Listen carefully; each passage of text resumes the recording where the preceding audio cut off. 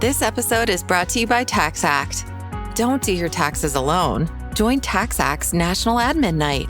Admin nights are social gatherings for getting through your to-do list. So get ready for a night of fun, finding deductions, and filing taxes with TaxAct, where you can file your federal and state return for just $49 through April 8. Let's get together and get them over with. Visit taxact.com/admin-night for details.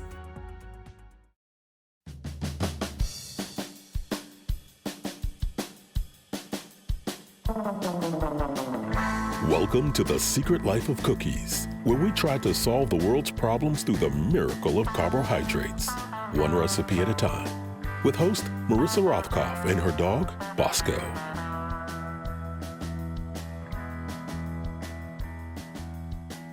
Hello and welcome to The Secret Life of Cookies.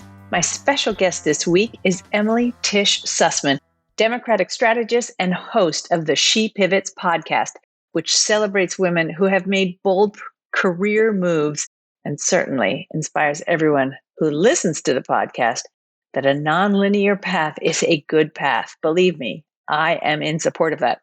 We discuss the best ways to convince your friends to vote and what's going to make a real difference this election. We tackle kitchen anxiety as well. Thank you very much for being here. Oh, thank you so much for having me. I'm excited, although I'm intimidated. That's really, truly not a word I've ever heard used around me. So like as intimidating. So thank you. I mean, this is first in my life. You shouldn't be intimidated. While we do bake and talk about politics on this show, today I'll be making pumpkin biscotti because, hey, readers, listeners, what are you? It's Halloween, actually, when we're taping this. So I'll be making some very spooky cookies. The creaking noise you hear in the back is my KitchenAid mixer, which did all the hard work for me this morning of creaming the butter. And you will not be cooking with us this morning. Is that correct, Ms. Sussman? Definitely not cooking with you. I'm free to talk about politics. It free flows all day long. The baking terrifies me. Why? I don't think I could do both at the same time. It gives me like a pit in my stomach. And to think that I had to multitask and be observed doing it at the same time it's too much. It's far too much. And I don't think I realized how stressful it is for me. But not to take us back to the lockdown, but right at the lockdown, my son's 3-year-old's class was trying to come up with activities we could all do together over Zoom. And so we started with 2 ingredient baking things. I almost cried. I truly had to turn. I'm laughing with you, not at you. I truly had to turn the camera off because here I was zooming into a 2-year-old's class, so stressed that I was not keeping up with the ingredients. And I actually had to write the teacher a note and was like, I know you're looking for activities. We're all looking for activities. This can't be the one we do. What was it? A traumatic event in your earlier life? I mean, what makes you so anxious in the kitchen? I don't know. I think it's the ability. It's the precision that you have to follow directions and you have to do them in a certain order. That just doesn't work for me. I'm more of a free adder. A lot of my recipes, I have to say, do encourage free adding, especially recipes like this one where you just have a base of dough and you can really do anything to it. And I think I want more people to know that it's precise, but I think that's that's been used so often to scare people away from cooking. Oh, it's chemistry. I did so poorly in chemistry that my teacher actually gave me a lower grade just to prove a point that I wasn't paying enough attention in class. So, no, I have a lot of bitter thoughts about that. And this is my therapy session, but I find I've encouraged a lot of bakers along the way. And I hope that you, just in the same way you encourage people to get out to vote, I would like to do that too. And also encourage people that really it's not such a big deal. You can make slice and bake cookies, for goodness sakes. That may be the way we have to go. So just right here, I just want to show you how easy it is. I've got butter and sugar, and I'm using coconut sugar because it's, supposedly healthier. That jury's really out on that. And a whole slew of spices that I didn't even barely measure. Okay. Wow. Okay. Inspiration here. I'm just saying they didn't even do that. I've got an egg pre-measured. Look at that. The pumpkin comes in a can, and I would, if I could, just say to you, just use half a can because it's going to be fine. And 2 cups of flour. That's even like easy to do. And some baking soda. Ta-da. And then it's just like mixing it until it looks like cookie dough. So it's really. That does sound pretty good. I have to tell you, I don't think my husband actually really helps in this part. He actually loves to bake and bakes cookies multiple times a week. He bakes bread from scratch. Like he mills his own. Oh my gosh. And then anytime I try to bake anything at all, and I would only do it with the kids, like I would never do it myself, but like as an activity, the first thing he says is, well, did you measure? I'm like, obviously I did not measure. Of course the answer is no. I just threw it in, mixed it in a little. Well, you live with a bread baker in the house, and you do have to be really precise, and you do have to know like, oh, the flour feels this way this morning and the temperature is this. And that's not for me. So you have a baker in the house. Just keep doing She Pivots podcast. We don't need this. I just want you to know you can do it. I feel very empowered. Thank you. That's why I'm here. There are these things called the midterms upcoming, which, speaking of knots in one's stomach and why cookies are so important, the midterms are coming up. And as a Democratic strategist, you have spent a lot of your time getting the youth vote out, as we say.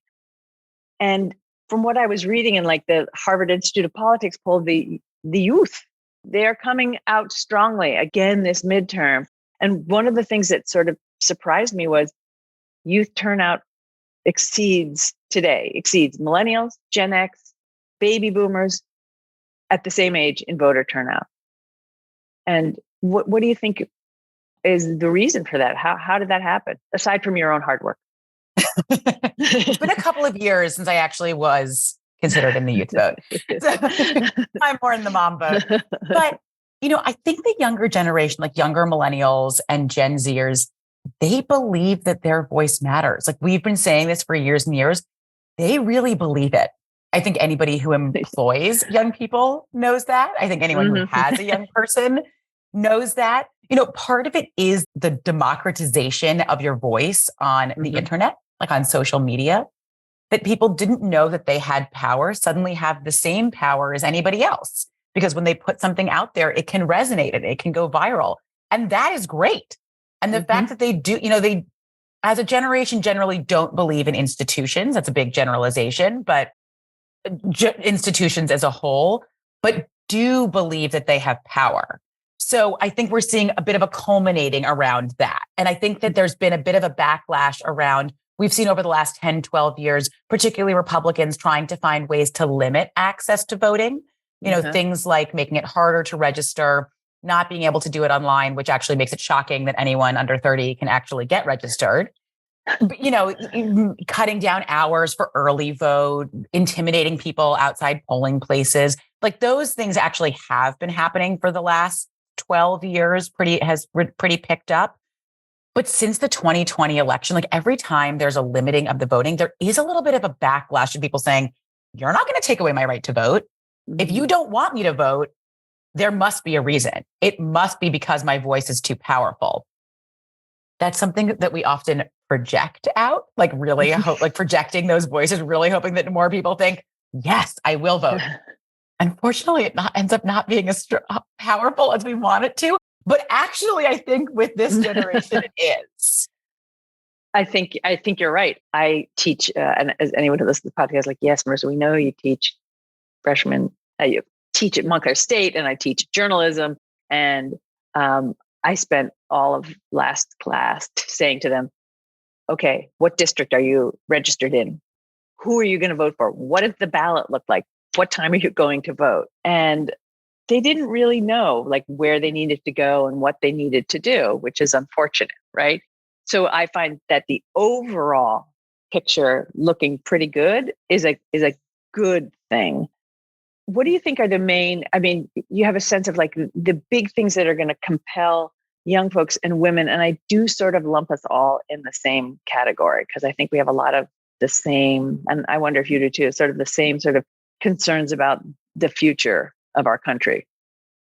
So first of all, what you were doing in your class, I don't know if you knew you were doing this, but like is the number one GOTV activity. You identify your voters, the people that you think are voting with you, and you ask them to make a plan to vote.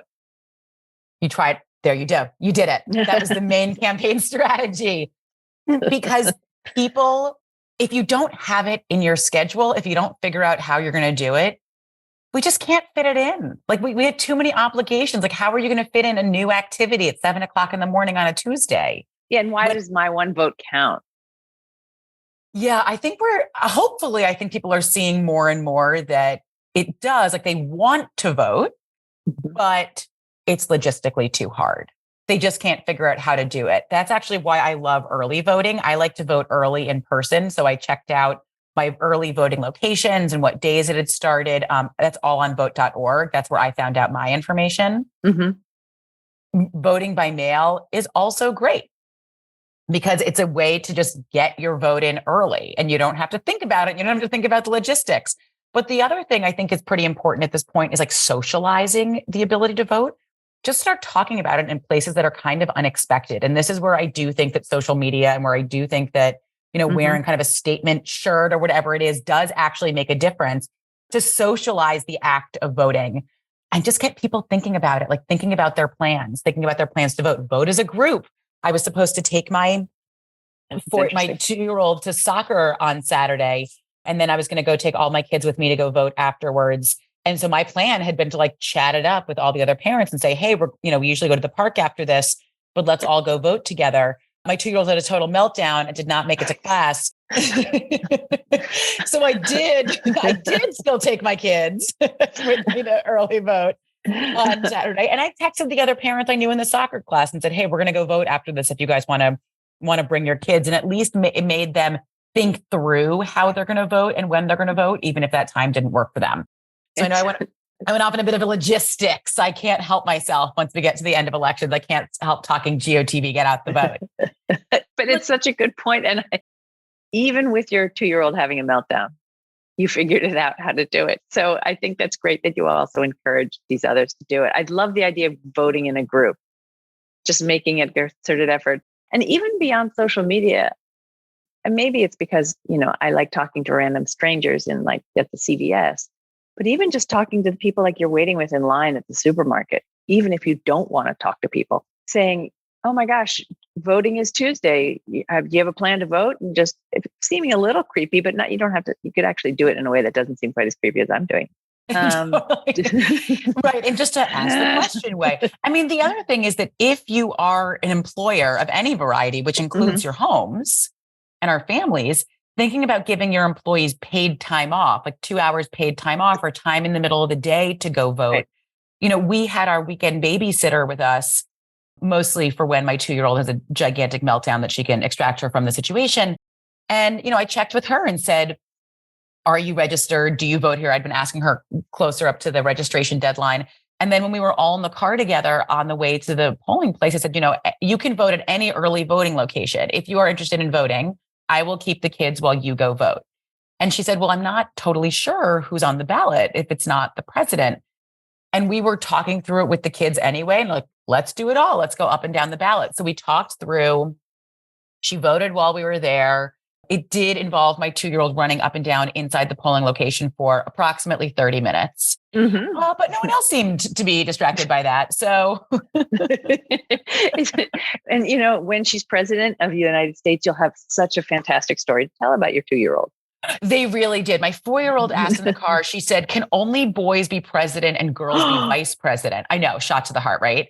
And I said, well, I love that that girls are the vice presidents, but actually anybody can be the president. We just haven't had a girl president yet. And she's like, well, I think we should. And I was like, me too. And she said, maybe you'll be the president. And I was like, maybe, but maybe you'll be the president. She goes, no, I'm going to be a Coast Guard. And my 2-year-old goes, I'm going to be the president, a baby president.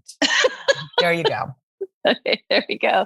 I will wear that t-shirt, vote baby president. So, having the conversations at any level at least just normalizes it. Exactly. The point that your babysitter made, which was, I don't really know about voting other than voting in a presidential election, is something that really concerns me. I think that one of the lessons learned from the overturning of Roe and a whole bunch of other things the past year or two is that it's not an experience I had, but people vote for sheriff, people vote for judges, and local elections matter now, especially since things are being thrown to the states to do more and more and more and more. And I don't think people have a clue about local. And you know what's really hard about the local? I get asked this question all the time is where can I find resources on it? And it's so decentralized. The answer is I don't know. Right. Like I really don't know. You will get a sample ballot or you can look up a sample ballot and then you can start kind of Googling who's on that.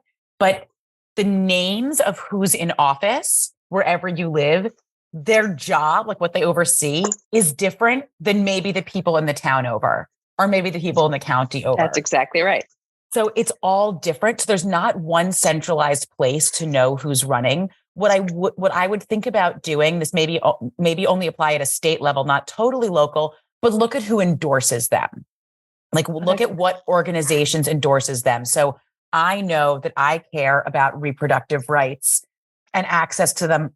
So I'll look to see, has Planned Parenthood endorsed them? Has NARAL endorsed them? Has the state level organization endorsed them, which is more likely than the national?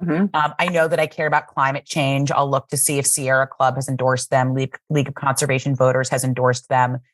That's a good indicator if you get to the state or local level of where their values stand. You can also tell a lot by looking at candidate or organizations' press releases, or even just at their Instagram. They will put out what is important to them. If it is important to them, they want you to know. Right. That's a good point. It's a good indicator of where their values are and if they may align with yours. I think there also needs to be that involves work. And I think there also needs to be, like in time for our next elections, education on the importance of and knowledge of, I have a comptroller. What does a comptroller do? What do you mean I elect a sheriff? I'm quite, I'm not 14 years old. I have never really knew that we elected sheriffs. And why would you have an elected police official? Does that make sense? And what do I need to look for in that? And I think the tips that you gave are terrific. And I think one of the things I really want to get people to know is that voting local is something we have to pay way more attention to, especially since we don't have local newspapers. That's my journalism side coming in. We don't have many local newspapers that are reporting on the stuff that's going on behind the curtain at your town council. They're not telling you what's happening with the local sheriff or the local judges. So we have to do a lot of that work ourselves. It's so frustrating because we think, where am I going to find that work and time to be like listening into every town council meeting? And I don't either. Like it's impossible. Like it's so hard, but they really do count on you not paying attention. And even if you they really do. And even if you think you live in like kind of a like-minded area, which you may or may not, there are some crazies. Like there really are. You don't realize how close to home they are. I mean, one of the things I was looking up, we had town elections in June. So it was off cycle. Right. And one of the things that I did a quick search on is, did any of the town elected officials go to the Stop the Steal rally? Like, I don't know. I'm not sure. I haven't lived here long enough to actually know that. I've lived here for 2 years.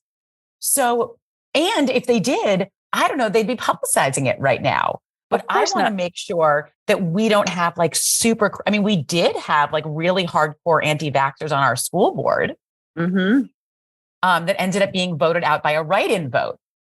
So write-in votes can matter too, because these are such low turnout elections, like so few people vote in them, that literally our school board was changed by a write-in vote. So you could, if you went with the soccer team to go vote, and you were all like-minded, you could have all written in someone who would have changed. You could have done that write-in that changed the effect of the school board. Here in our town, my lovely like-minded little liberal bubble that I live in, police were called to the town council meeting last week because people are all getting their knickers in a twist about stuff. I mean, and stuff they probably should be. And the whole anti-vaxxer thing has been creeping into into Board of Education meetings where people are showing up and just beginning to disrupt because they're getting it from whatever news source they're getting it from, right? and infiltrating Board of Education meetings and saying, should we really be teaching sexual education to the children? Won't this turn them into a bunch of raving, sex fiends? And one, no, it doesn't. But two, that's why that's why local journalism matters. That's why we now, unfortunately, have to do the work ourselves and keeping up with it. Yeah, absolutely. And also that creeping into the town school board actually is pretty organized. That has been a strategy on the right for at least a decade to be training and running candidates in school board elections. They became very empowered after the Virginia governor's election last year, right. Where the Republican governor Youngkin basically ran on an anti-school board, like local school board platform, like a conservative school board platform, and won. So now there's more and more. So it is really a concerted effort to try to get more of these candidates into school boards. Again, education is so important. So one, to be shaping what education is happening, and then also have them in local elected official positions to get them to run for higher office. Right. In the case of my town, our mayor is also the head of the New Jersey Educators Association, like one of their spokespeople, who earns hundreds of thousands of dollars from them as in a sense, his real job.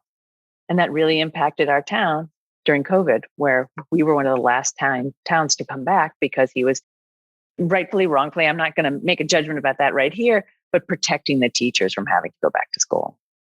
Yeah. I mean, many elected officials have other jobs. It's not in fact, in almost every single state, the state elected officials are like your state Senate, your state assembly are part-time jobs. They're not meant to be full-time jobs. So they do have other income, and what that other income is and how they're mostly employed is something to pay attention to.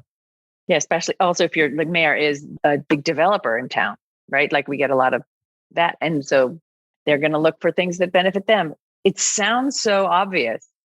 Like, of course, that's what we need to do. But to your point earlier, we're pulled in 84 different directions. And I like the idea that we can, people can have one place like vote.org to look for this information and educate themselves. We need to educate people that they need to educate themselves. How about the lady vote this year? What do you think of the ladies and how will we be voting today? Will we put down our cups of tea and do something? I can't believe I didn't answer this question the first time you asked it. This is really off brand for me. Yes, I care so much about the lady vote. I care so much about it. I have a new article in Marie Claire about how moms are going to determine this election, that we have just been hit from every front. It's been relentless. Yes. Our nerves are shot to no end, and we've had to get creative to survive. Like we're not really thriving. We're just surviving. And there have been a number of policies that have come up in the last year or two as being debated that could make our lives better or could make our lives worse. I think seeing the overturning of Roe v. Wade, the Dobbs decision, is significantly making our lives worse. It has gone to the states, about half the states and about half the population has fully outlawed abortion now. And we all know abortion is not just abortion. Abortion is healthcare. Abortion is a miscarriage. Abortion is an ectopic pregnancy. It's a D&C. And that is terrifying that we may not have those options in that moment. New York actually may end up. New York is dangerously close to having a Republican governor who believes in outlawing abortion. Which if that is reason to get out to vote, folks, in New York State, then I don't know what is. It's unbelievable. So I think that is going to be a major issue. Sorry, I'm like so fixated and I'm so upset that people have not realized that their vote makes a big difference. I live in New York and it's terrifying to me. I interviewed Governor Hochul this year and I was like, here's my big question. How are we maintaining New York as a safe haven for abortion? And she has some policies she signed into law already, others that she would work with the state legislature on. And now I just can't even believe that it's up again. And then, other policies that we really truly need, we do need our kids in school. We do need our kids to be safe there. We do need to feel confident that they are safe in school, both because there is not raging COVID and because they are actually learning and because we don't have to worry that they are physically safety in school. Like if our kids are not okay, we are not okay. That's absolutely correct. And we, all the mothers and women that I know, just sort of, I feel like we're in a constantly tense state about either, someone who could get pregnant at any point and could need emergency surgery, but they have to go, the doctor has to consult their lawyer before they do a procedure that could save your life. It's just so beyond me. And I do feel like they're super wound up about, you send every day. I drop my son off at school because he's too late to walk, but I drop him off at school and I look and I go, watch him walk off and I go, could something bad happen at my school today? What could happen? That's not a thought that goes away, right? The whole, I think COVID, I know that the statistics are that like women still haven't bounced back from leaving work during COVID, whether they were taking care of a partner, whether they were sick themselves, whether they lost their jobs because of COVID. We're still very far behind. It's no wonder we're curled up. Yeah. And, it's things like that help us economically, where to be realistic about the fact that the gig economy is really working for a lot of women and may work better than the jobs in person that they had been in before. So, thinking about the gig economy, like Obamacare actually really helped with the gig economy because it made it possible to buy health insurance. So the fact that Democrats have passed continuation of subsidies for Obamacare, thinking about paid leave was an issue that we were so close to getting on a federal level and couldn't pass this year, but maybe could pass if we have better margins in Congress next year. It's a necessity. Like it's not a nice to have, it's a necessity. It's something that we absolutely need. We know that we have to be able to take our kid to the doctor if it's not us ourselves. We have to be able to take our parents. So thinking about core economic issues that might actually help us feel like we're not drowning all the time are things that should be motivating, and I hope are motivating this year. Look, inflation is real. Gas prices are real. And that's totally tied to foreign policy. And we have to be realistic that it's happening around the world. Wait, it's not a whim of Joe Biden's just to vex people? I know that seems really insane. Even if we're just going to get right into like where the Republicans are really hitting nationally on messages, crime as well is something that Republicans are trying to really hammer, like to pin on Democrats across the board. But like, where does that come from? That comes from mental health. Like people are struggling. And if you're not, and they're struggling economically, and if you're not going to have a parachute for them, unfortunately, that's where it's turning. Right.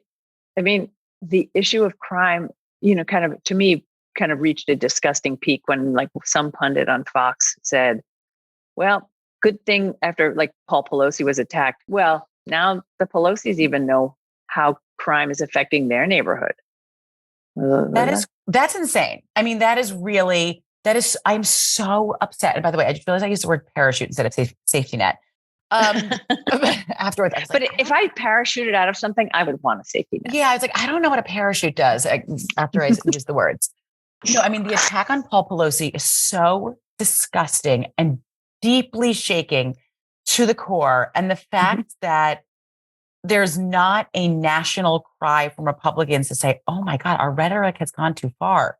Like people are listening to us who are not mentally stable, and we're villainizing people to the point that they're not human anymore. I started to do, on the day that it happened, I started scrolling through Twitter to I wanted to see how many Republicans that I could identify on Twitter, by representatives or senators, had said anything about it. And I fell down such an upsetting rabbit hole of nasty comments, as opposed to my hearts and thoughts. We didn't even get any thoughts and prayers. You know what I'm saying? There were no thoughts and prayers sent out. That it was concerning. This morning, I see some tweet from Donald Jr., which is from whatever social site he's on. And it was a photograph of a pair of what we would call politely tighty whities, like Y-front men's white underwear, and a hammer on top of it. And it said, I'm going as Paul Pelosi for Halloween. Oh my God. And I don't even know what to do at that point. Like when I see something like that, how is that okay? Just talk like that. How are we how has he not been expelled from society when this is, over and over? But he's not. He's not, no. He's not. People are still really following. And I guess they like that kind of machismo, but it's terrifying. I mean, when I think about that, especially contrasted to the video that we saw in the last week or two during the January 6th attack, and the fact that Speaker Pelosi got on the phone with Mike Pence, was checking to make sure that he was okay, was downing that beef jerky or whatever it was. It was so, the actual thing was kind of gross and vegetarian, but that moment was so real, that she was a human and she cared about him as a human being, not politicized, not the butt of a joke. Mm-mm. When I think about that contrasted, it really hits me to my core. And it's hard for me not to feel frustrated with other people that don't feel the same urgency. And I know that it's judgmental, and I know that doesn't help, and I know that turns people off, but I feel like, to some degree, I feel like the house is on fire, and I know that everyone's busy, but this is the time to engage. I completely agree with you. Over the weekend, there was that building in Jacksonville, Florida that said Kanye was right. The Jews are a problem, whatever it said. I kind of tried to repress it, but that's so not it's not funny. It's not okay. It's not any of these things. And we have reached this incredible state of ugliness. And to your point, you're like, it disturbs me. I'm like, I want to go out there with that Donald Trump Twitter thing and show it in people's faces and go, why is this okay? And right. And I think, and none of us do, right? Because you don't do that sort of thing. And it just never comes across right. It's never going to work in your favor. But I also think it leads to that feeling inside that is like, I'm myself full of anger. And it just has us all on the edge. I don't think it's a healthy place to be. No, totally. And you're right, figuring out how to challenge it, channel it, how to have it motivate us in a productive way it's a hard thing to try to navigate and figure out. I mean, the best thing that I can do and say at this point is vote them out. Do not let, we are so close to letting not just a nice, well-meaning Republican take over the majority. It's the extreme, they're here. It's already the party. And we are so close to having them take over Congress. And the first thing they will do is pass a national abortion ban. You cannot live in a safe harbor from it. It's the first thing they're going to do. And they're going to pass, all sorts of things that really make me feel scared, that really make me feel nervous. I spent 15 years working in politics. I lived in Washington for a decade, and working in it every day, I felt like I had an outlet. I didn't necessarily feel a panic because I had an outlet. And during the Trump years, we marched for everything. We marched around Washington all the time, and we got to be with our peers, and we felt an outlet that way. That's right. The outlet. I don't work in politics anymore. I don't live in Washington anymore. Now I'm a suburban mom, and I am struggling to figure out what is the right balance and how to balance, how to engage in a productive way. I remind my class on our PTA text chain about voting registration deadlines. I'm involved super locally in our affordable housing, but I'm also cognizant of the fact that my kids have to be in school here for the next 15 years or whatever it is. Right. And people may have different views than me, and I don't agree with them. I'm not going to say it's okay, but I also have to coexist with them. And yet you're absolutely right. And that's the way we should all be acting, and yet people often on the other side are not reacting that way. They don't really care if I'm unhappy or upset or disgusted by what they do. There's I don't know, I think it was Bill Moyers, who said that the Democrats need to have sharper elbows in how they do things. And I think that's an overall feeling that I have. I don't know if you share it similarly, but if you don't have an outlet, you want to see people really doing something about it. You want to see the people in power utilizing it. John Fetterman has amused me throughout this entire campaign with his strategies for kind of vexing the New Jersey and Dr. Oz. I mean, Pennsylvania could have him, but I really don't want them to. Let's pivot slightly. Oh, you build in the segues, don't you? Thank you for that built-in segue. You created a podcast called She Pivots for a terrific reason, and it has a terrific idea behind it. Can you just explain it to the 4 people in my listenership who don't actually know what it is? Yeah. So on She Pivots, we interview women who have changed their careers for deeply personal reasons, not for professional reasons. So this stemmed from, basically exactly what we're talking about, that I worked in politics for a long time at a very intensive, high level. I had one kid, thought, oh my God, can I still really do this? Had a second kid 18 months later and a third kid within 3 years. And then I thought, oh my God, I really can't do this. I really can't do this. But it was so tied into my identity. My vision of success was being professionally successful in politics. That was how I evaluated my self-worth. I didn't evaluate myself as a parent. I didn't even think about having kids, to be totally honest with you. Right. Me neither. I just didn't really think about it. And they were so disruptive to my career that I was really resentful of them and didn't enjoy them as babies. I have no connection to babies. So I thought, oh, my career is ruined. And for what? For you? And I was pulled in 100 directions. And like the one thing that I was able to kind of maintain at that time was a political podcast where I tried to break down issues in a conversational way, like basically what you're doing here, to make it more accessible. And I took a pause and I thought, am I being as successful as I want to be for my own vision of myself? Like my standards of what was successful is not attainable right now. Maybe it will be at some point in my life, but it is not available to me right now. And that is incredibly depressing as a revelation. And I was embarrassed about the fact, like, if you look just at my resume and what I had been working on, I looked successful.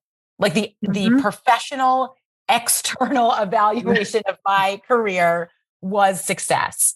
But personally, I was crushed and I was dying inside. So I thought, I don't know how to reevaluate my version of success. I've never done it before. I've had no other metric to evaluate myself by.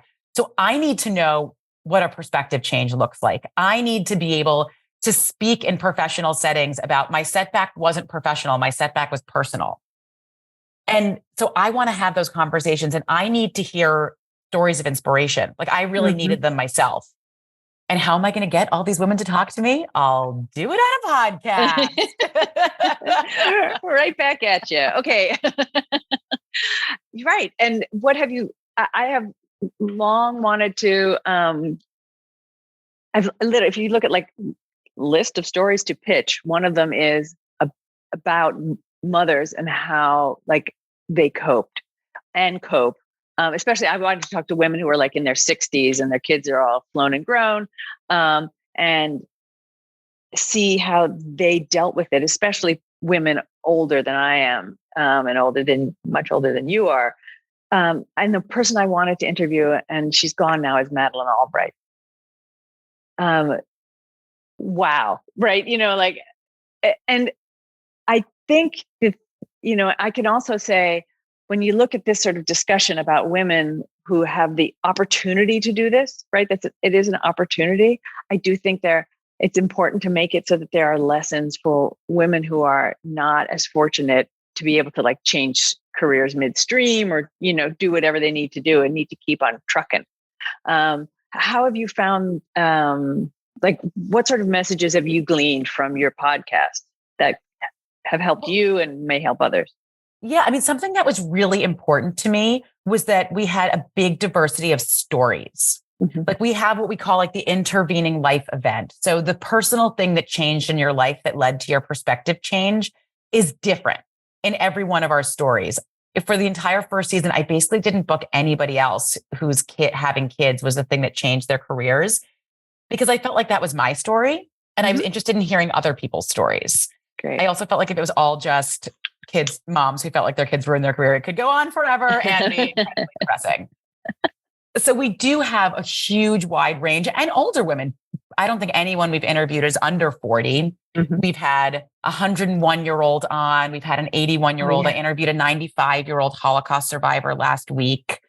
So, making sure that we are really highlighting the lessons that women have learned from all different experiences, from all ages, and not trying to like insert ourselves. I get so frustrated when I see these like mom influencers who are like 30 and have one kid. I'm like, I'm sorry, have one kid. Like you don't know. And no disrespect to people that have one kid, but that is not advice that I can use. No. It's not realistic for me. And that eyeliner is never going on straight also. She always has straight eyeliner. My God. I'm not wearing any makeup right now. I'm never wearing any makeup. It's definitely not going to be eyeliner. Yeah. And, to your point about the fact that there is a level of privilege that is involved in pivoting, that was also a piece that was important for me to have. I'd say about half of my guests have kids, but about half don't. Mm-hmm. And to be really realistic about the factors that we have to take into consideration individually for each of us. If we're going to be blunt about it, it is easier to change your career drastically if you do not have others dependent on you for that income. Right. So we have stories like that. We have stories of women who have been able to use government programs to pitch if they didn't have a pot waiting in the wings for them to be able to start something new. We're very specific, and we have stories about when is it a side hustle and when do you change. One of the women that I interviewed last week had started a business as a side hustle, and she said that she was too nervous not to change her career more than she was nervous of the change because she was going through a nasty divorce. And in her current job, she traveled a lot and she was worried about losing custody. So she had to change her career and was very successful in doing it. The stories that I tend to have on are kind of extreme, and that the personal thing that happened to somebody was like an extreme circumstance because it forced them to try something new. Like, we don't really take that big jump unless we're forced into it. If we can kind of maintain the steady state, just as human nature, we tend to do that. So, I do have on stories of women that have gone through like pretty extreme circumstances because they're intended to be inspirational, acknowledging that those changes in all of our lives might be a little bit smaller and still as valuable. I think that's exactly, that's what it's important for us to hear no matter where we are in our careers or in our lives, to get this sort of inspiration, because I think, especially after COVID, we are exhausted. And I do think we need a little bit of, shall we sing Bette Midler together? Wind beneath our wings. Yeah. Okay. You love musical theater, right? I love musical theater. I love musical theater. Jen Taub has been on. We've sung music from Cats together. So, there is, for the, subscriber portion of this, we will not be singing The Wind Beneath Our Wings, but later you can get later. Yeah. I want you to know that I have been successfully making cookies while we've been talking, very slowly and by hand, as if I were someone's grandmother. And here they are. They're all ready and done. Wow. And I hope that you noticed I just opened a can of pumpkin, eyeballed half, and it's going in. And basically, I measured carefully the flour, and that was about it. I'm just saying, this is a point of inspiration for me. That's why I'm here. You have a special guest for your second season. Would you like to tell us who that special lady is? Yes. Yes. I like calling us ladies too, because it's like women. I went to a women's college, and it's always a women's college, never girls, So I think we should own lady as well. Okay, lady. I love lady. So our second season is launching in March, but we were so excited with the interview that we have for our premiere episode that we dropped a little piece of it over on She Pivots. I interviewed the Vice President, Kamala Harris, and got to ask her, like, what is she thinking about? We got some of her wellness routine in there. I know, what drives her? What made her think to reach higher, like continue to reach higher, and feeling when she felt like she had a different way to do the things that she was passionate about, what made her take that next leap every time. So we got to have that conversation with her, and we have little preview of it out on She Pivots, the podcast, now anywhere you find podcasts. That is fantastic. I've listened to a little bit of it, and it's It's also like wonderful to hear her speak. And I feel like actually since she's become vice president, I haven't heard her speak that much. I mean, she's working for a president who was a vice president. So I'm sure they've had a good talk about it. Yes. She has been my dream guest. I purposely steered away from political guests because I felt like I was so over-indexed in political that I needed some regular people in there.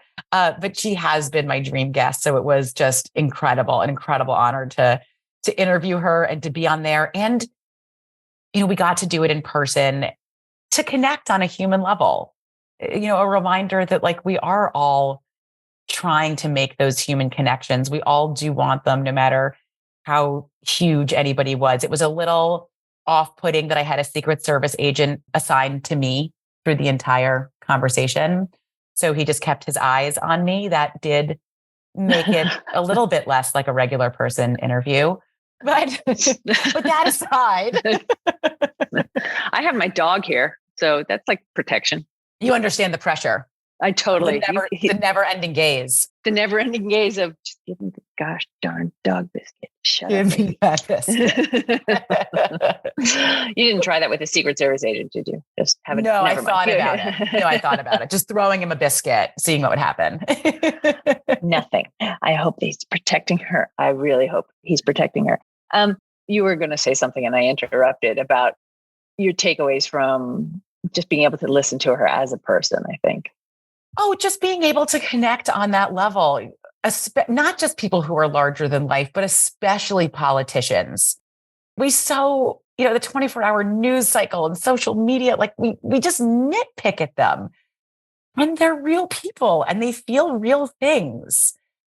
So being able to connect on that level was really the honor of a lifetime. I spent the entire day before trying to figure out what to wear.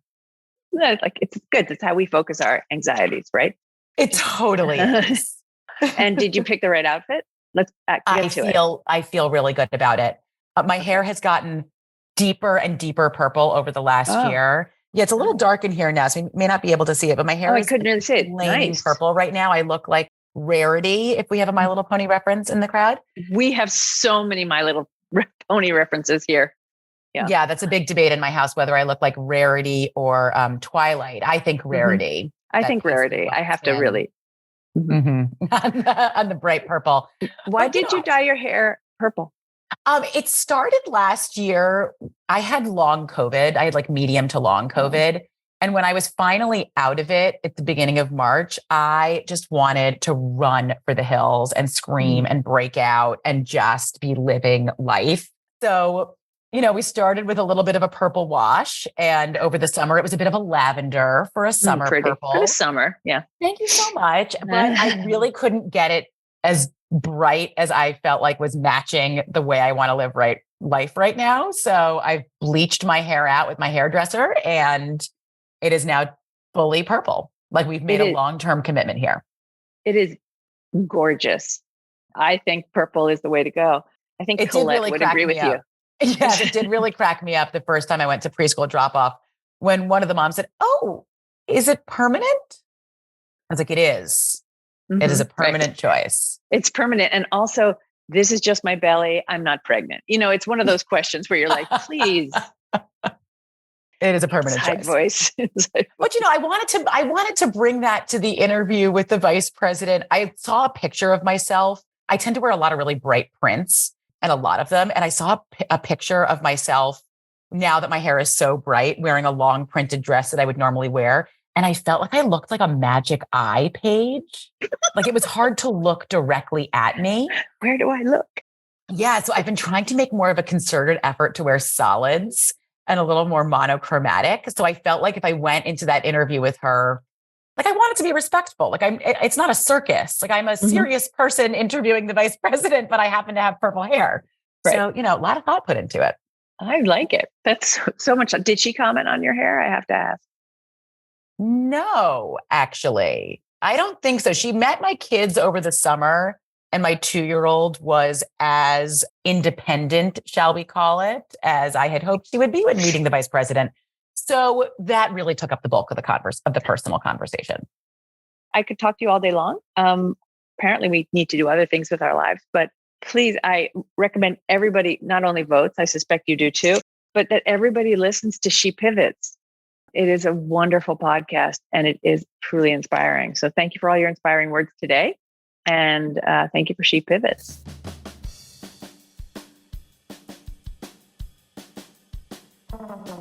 Thank you so much for joining us on the podcast. You can find the She Pivots podcast wherever fine podcasts are available. And please join me on Twitter and Substack and Instagram and Mastodon and anywhere Elon Musk can't be found. No, seriously, I still am on Twitter. But you can find me at marissarothkopf.com or just anywhere at Marissa Rothkopf. And remember, Bosco really does love you. Almost more than he loves finding random hot dogs on the street.